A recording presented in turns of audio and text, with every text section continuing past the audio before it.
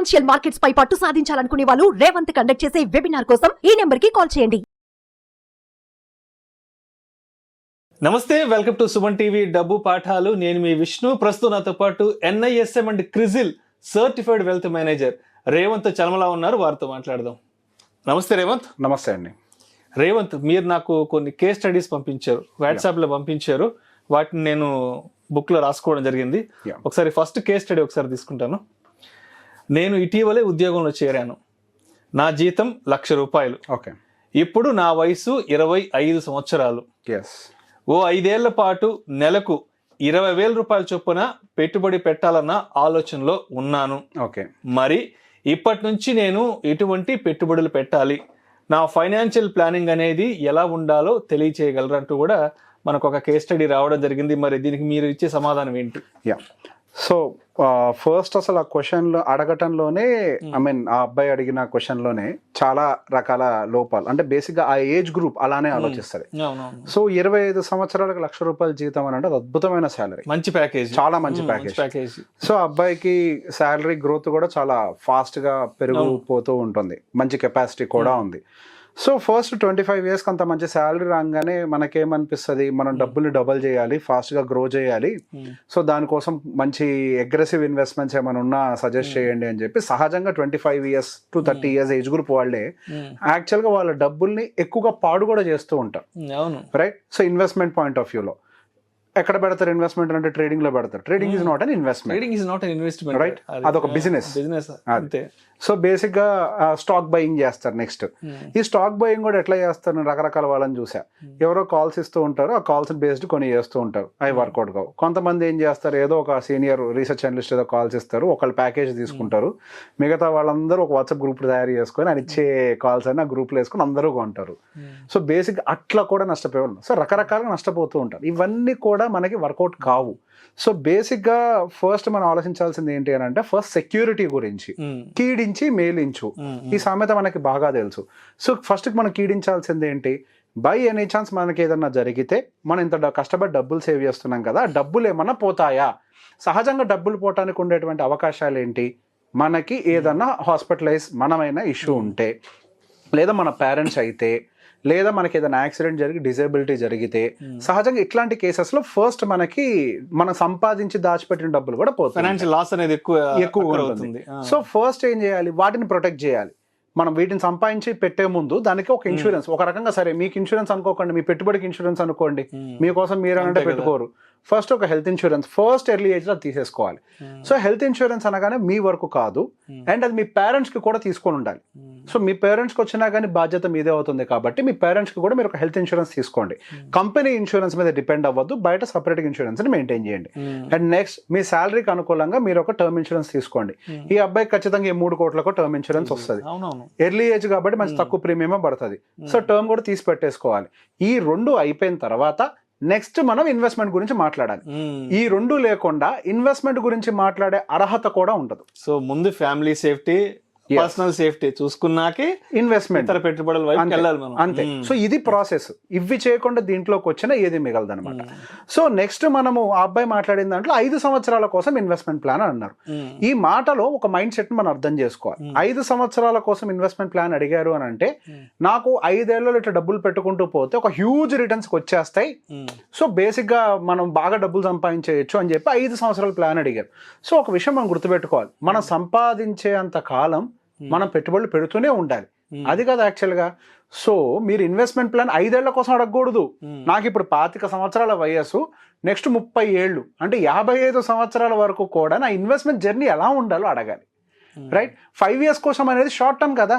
5 years ఏం సాధిస్తారు మీరు? ఏమి చేయలేరు కదా. 5 years ఏమొస్తుంది మీకు? ₹20,000 పెట్టుకుంటే వెళ్తున్నారు. అంటే నాకు అనిపిస్తుంది రేవంత్, అతనికి మంచి శాలరీ వస్తుంది, బట్ అంటే రైట్ టైంలో రైట్ డెసిషన్ తీసుకున్నాడేమో అనిపిస్తుంది. ఇన్వెస్ట్మెంట్ పెట్టాలి అనేది రైట్ డెసిషన్, ఆ ఆలోచన, అది ఆ శ్రీకారం ఏదైతే ఉందో అది చాలా మంచి ఆలోచన, ఇనిషియేట్ మంచిది అది. కానీ 5 ఏళ్ళు అనేది కరెక్ట్ కాదు. సో ఎప్పుడైనా ఇన్వెస్ట్మెంట్ కి మనకు ఒకటే thumb rule sir. So money ఇక్కడ మనకి వెల్త్ అంటే మీనింగ్ ఏంటి? Invest plus time is equal to wealth, right? ఇక్కడ టైం అనే కాంపోనెంట్ చాలా తక్కువగా ఉంది కదా. మీకు రియల్ వెల్త్ ఎక్కడి నుంచి క్రియేట్ అవుద్ది? ₹1,00,000 జీతం సంపాదిస్తున్నాడు, ప్రతి నెల ₹20,000 చొప్పున పెట్టుబడి పెట్టుకుంటూ వెళ్తే 5 ఏళ్లకు 12 లక్షలు ఇన్వెస్ట్ చేస్తారు. 15% CAGR అది గ్రో అయితే 18 లక్షలు అవుద్ది. ఆ అబ్బాయికి ఆ 18 లక్షల దగ్గర సాటిస్ఫాక్షన్ రాదు. 18 అనిపిస్తుంది. కానీ అదే 10 ఏళ్ళకి వెళ్తే 56 lakhs అవుతుంది. అదే 15 years కంటిన్యూ చేస్తే 1.3 crore.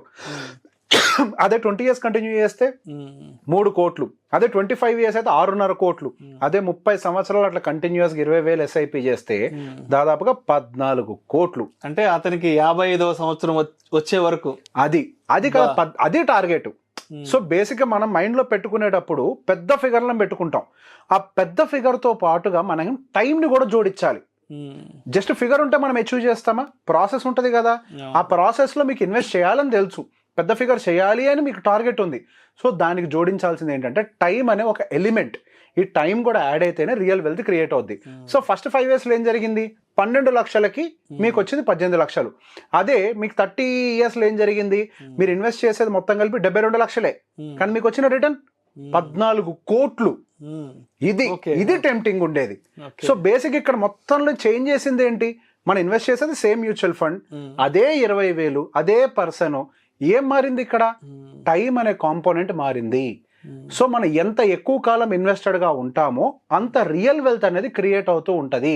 సో బేసిక్ గా మనం కల్టివేట్ చేయాల్సింది ఏంటంటే ఇప్పుడు యంగ్ జనరేషన్ లో కూడా మనీ అనేది అంటే వెల్త్ అనేది ఓవర్ నైట్ క్రియేట్ అవ్వదు. వెల్త్ అనేది ఎప్పుడైనా కానీ ఒక క్రమ పద్ధతిలో దానికి టైం జోడిస్తేనే ఒక వెల్త్ అనేది క్రియేట్ అవుతుంది. సో మనం ఇన్స్పిరేషనల్ స్టోరీస్ చదివేటప్పుడు సహజంగా అంబానీ అంత సంపాదించారు, కింద నుంచే వచ్చారు, సో మనకి ఎలాన్ మస్క్ బాగా సంపాదించారు, ఇవన్నీ వింటుంటాం. వారెన్ బఫెట్ సంపాదించారు, రాకేష్ జుంజునవాలా సంపాదించారు. వాళ్ళందరూ ఏమన్నా రాత్రికి అయ్యారా? వారెన్ బఫెట్ గారికి ఎప్పుడు రియల్ వెల్త్ వచ్చింది? 65వ సంవత్సరానికి. రాకేష్ జుంజునవాలా గారికి 40,000 కోట్లు 80,000 కోట్లు ఏమన్నా 20 ఏటకు వచ్చిందా? 30 ఏటకు వచ్చిందా? ఆయనకి అంతే 65 ఏటకి ఇప్పుడు బాగా వెల్త్ క్రియేట్ అయిందని చనిపోయే టైంకి ఆయన స్టాక్స్ వాల్యూ దాదాపుగా 25,000 కోట్లు ఇదంతా ఉన్నట్టుంది stock value somewhere around. So basic గా మనకి ఒక వెల్త్ క్రియేట్ అవ్వాలి అని అంటే దానికి టైం ఉండాలి. ఎప్పుడైతే మనం టైం అనే కాంపోనెంట్ ని డిలీట్ చేస్తామో, టార్గెట్ ఉంది, ఇన్వెస్ట్మెంట్ అమౌంట్ ఉంది, టైం అనే కాంపోనెంట్ మనం మర్చిపోయి డిలీట్ చేస్తామో తప్పుడు అడుగులు పడిపోతాయి. ఆ తప్పటి అడుగులే ఈ రోజు బెట్టింగ్ల వైపు దారితీస్తున్నాయి, ట్రేడింగ్ల వైపు దారితీస్తున్నాయి. ఈ రకరకాల స్కామ్ యాక్టివిటీస్ చేసే వాళ్ళ చేతుల్లోకి వెళ్ళి పడిపోతున్నారు, రైట్? సో మన మైండ్ లో ఎప్పుడైనా టైం అనే కాంపోనెంట్ ని సీడ్ లాగా నాటేయాలి. ఈ జనరేషన్ వాళ్ళందరూ గుర్తు పెట్టుకోవాలి, టైం లేకపోతే వెల్త్ లేదు. వెల్త్ అంటేనే టైం. మీరు పెట్టే ఇన్వెస్ట్మెంట్ నథింగ్. మీరు పెట్టేది 72 లక్షలే, కానీ యాక్చువల్ వెల్త్ అంతా క్రియేట్ చేసింది time. Time is working for you, not your money actually. So give time for your investment. Right. So ఈ పద్ధతిలో 30 సంవత్సరాలు కనుక ప్లాన్ చేసుకుంటే 14 కోట్లు అంటే జస్ట్ ఇమాజిన్ 10% రిటర్న్ వచ్చినా సంవత్సరానికి he will make 1.5 crore. ఎందుకంటే అతను 25 సంవత్సరాల వయసు అప్పటికే దాదాపు నెలకి ₹1,00,000 సంపాదిస్తున్నాడు అంటే నెక్స్ట్ 20-30 ఏళ్ళకి పెంచగలుగుతాడు SIPని. చాలా మంచి పొజిషన్ లో ఉంటాడు, ఫైనాన్షియల్ గా బాగా సెటిల్ అయిపోతాడు. డబ్బు ఆయనకి SIP కూడా పెంచుకునే కెపాసిటీ ఉంటుంది. ఈ 14 ఏంటి ఎవరికి తెలుసు, ఆయన 100 కోట్లకి వెళ్తాడేమో. జీతం కూడా చాలా పెరుగుతుంది అబ్బాయికి. డెఫినెట్ గా చాలా చిన్న వయసులో చాలా మంచి డెసిషన్ తీసుకున్నాడు. ఎందుకంటే 25 సంవత్సరాల వయసుకి ఎలా ఉంటుందంటే నెలకు ₹1,00,000 జీతం వస్తుంటే హ్యాపీగా ఒక మంచి కారు కొనుక్కుందాము, ఒక లగ్జూరియస్ లైఫ్ లోకి వెళ్ళిపోదాము, ఇలాంటి ఆలోచన చేయకుండా అతను ఉద్యోగం వచ్చిన తొలినాళ్లలోనే అతను ఇన్వెస్ట్మెంట్స్ వైపుకి రావాలని ఆలోచన చాలా మంచి ఆలోచన. ఇంకొక మంచి పని ఆయన చేసింది ఏంటో నేను చెప్పనండి. ఆ అడ్వైస్ తీసుకోవడానికి ఆయన ఒక అడ్వైజర్ దగ్గరికి రావటం. సో బేసిక్ గా మనం ఆ వయస్సులో ఉన్న ఫ్రెండ్ దగ్గరికి వెళ్తే ఏం చెప్తాడు? బెట్టింగ్ లో పెడితే అమ్మా డబ్బులు ఇట్లా డబ్బులు అయితే అంటాడు. అదే కదని చెప్పేది. అడ్వైజర్ ని సంప్రదించడం, రైట్? సో బేసిక్ గా right place is also important, right? అదే. సో మొత్తానికి అతని అడ్వైజర్ ని సంప్రదించడం, అతని రిక్వైర్మెంట్ ఏంటనేది ఇక్కడ మాట్లాడుకోవడం అనేది ఇంకా అంటే ఇంకొంతమంది ప్రేక్షకులకు కూడా అది చాలా ఉపయోగపడుతుంది. Exactly, yes. Right. Thank you so much Revanth. Thank you అండి.